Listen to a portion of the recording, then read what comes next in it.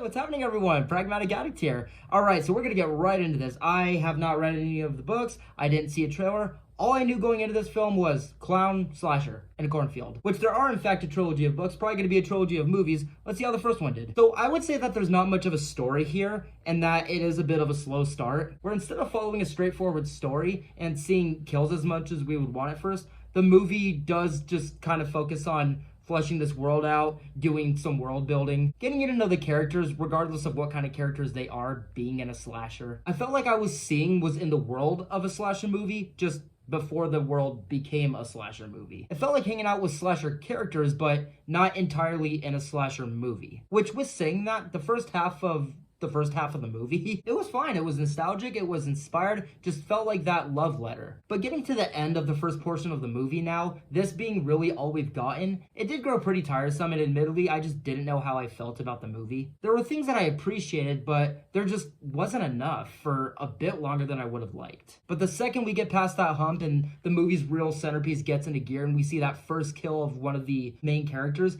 it feels like the slasher that we've been waiting for. It also gets more of an official world and story during this point, where it kind of felt like Thanksgiving recently, with how festive, action-packed the first taste of it was, just this time being centered on Founders Day and having a town mascot called Friendo instead of John Carver. This is also when Kevin Durant is introduced, which I'm not too familiar with him, but seeing him in Abigail and now this, really impressive actor. I will say, for the full character that he is in this movie, odd casting, but unrecognizable and impressive performance regardless. But getting to the halfway point of the film now, when shit's kind of gotten going, I know that this sounds just kind of out of the gate and just like a big jump forward, but to be fair, it's kind of how it felt in the movie, where there are some reveals regarding Friendo that I feel would have been a lot funner, but because the kills, the slasher, were kind of secondhand to everything, it just didn't deliver like I felt it should have. The more uninteresting parts of a slasher movie seemed to be the film's main focus, where once we got to the final act,